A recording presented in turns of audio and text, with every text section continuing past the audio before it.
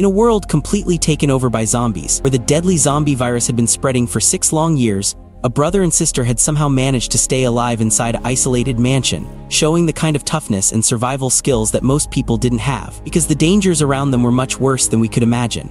Not too long ago, a young couple had driven their vehicle up to that very mansion. When the brother named Jim walked out carrying what appeared to be a toy gun, the man immediately asked him where his parents were.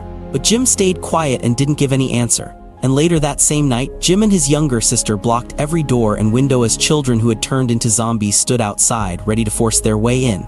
Yet somehow they made it through the night. And when morning came, Jim looked at the bullets in his gun magazine, proving it wasn't a toy, as the brother and sister went outside to play again, only for the same pickup truck to come back. This time the couple spoke much more harshly, demanding once more to know where the parents were, and Jim lied by saying they went to town to get supplies. But tricking 2 adults was never simple, as the smiling woman pointed out that the town was many hours away, and insisted they would stay here to keep the kids safe until their parents came back. And when they saw a mansion filled with food and a refrigerator that worked, they quickly made up their minds to stay, with Jack the man hiding their truck as if he was scared of someone following them.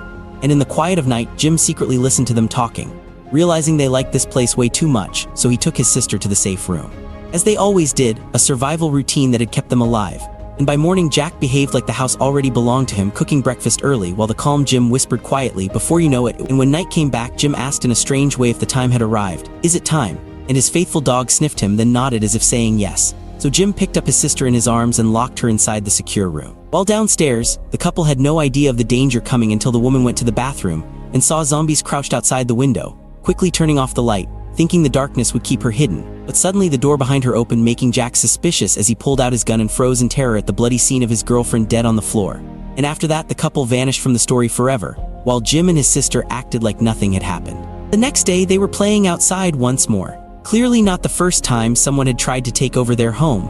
Meanwhile, a man with long hair was walking through the frozen forest, following traps in the snow until he reached the mansion, where suddenly a little girl appeared in front of him. Jim was already aiming a pistol at him. And during the questioning, it was revealed his name was Adon, a special forces soldier searching in the north for his missing wife, which surprised Jim because this man seemed different, since Adon didn't ask for food or medicine, only wanted his gun returned.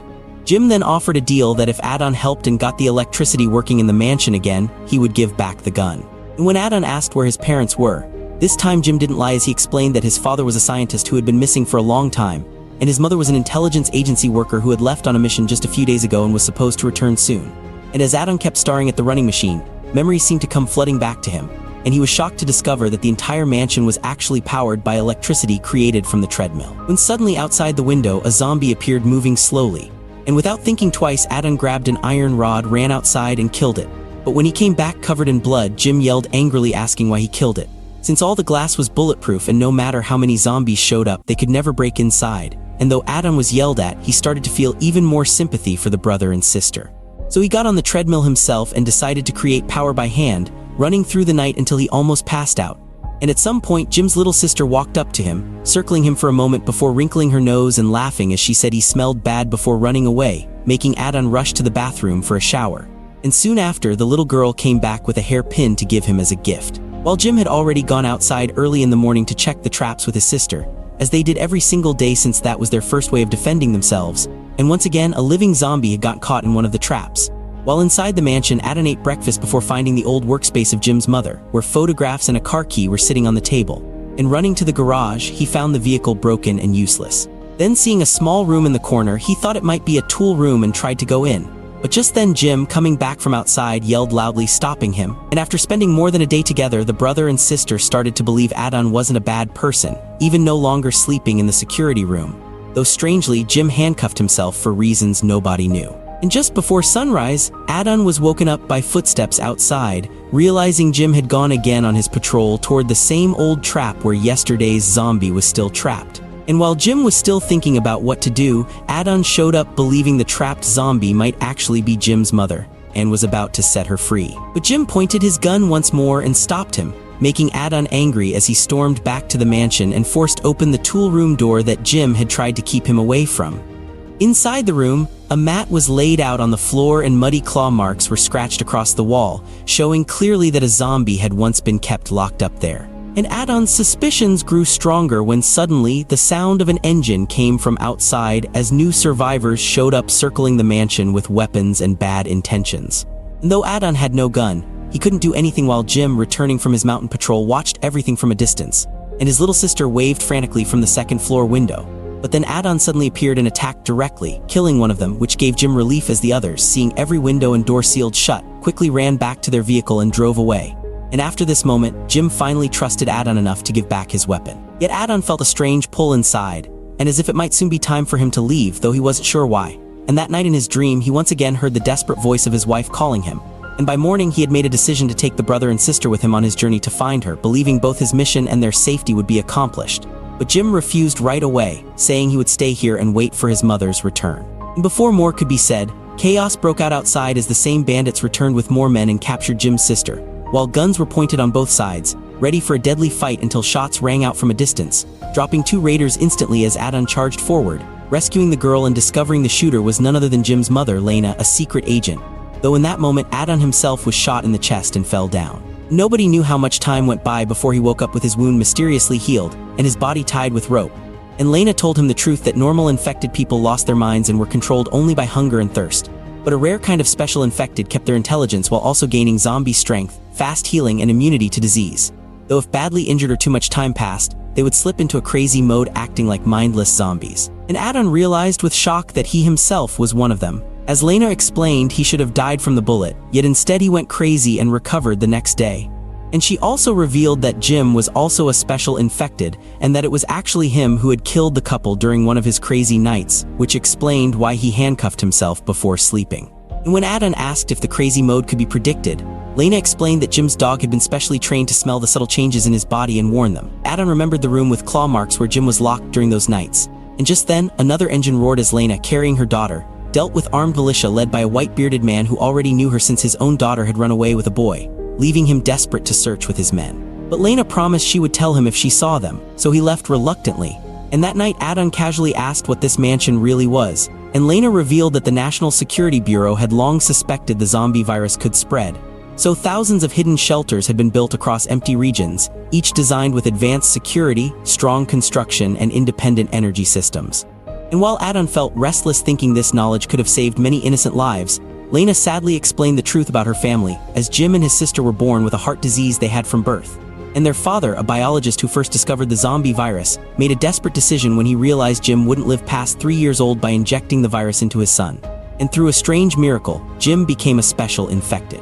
But during his first crazy mode, he attacked his own father who was bitten and eventually turned into a mindless zombie, forcing Lena to kill her husband with her own hands.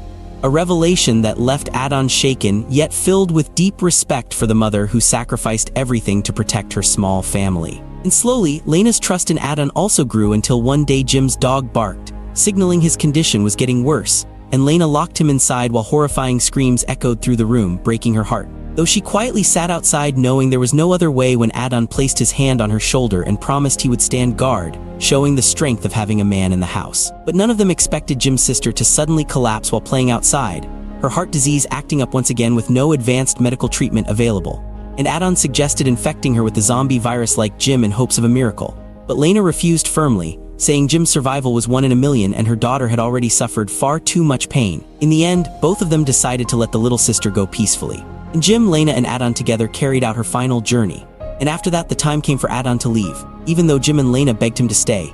Yet he stood firm and set out once again to search for his wife, leaving the home suddenly emptier, as Lena and her son felt the silence of loss settle across the mansion. While in the nearby forest, the men of the white-bearded leader discovered the hidden car that Jack had once concealed, proving the old saying true that tragedy becomes story. Because the very couple who had once tried to take the mansion were the same people who had run away with the white-bearded man's daughter.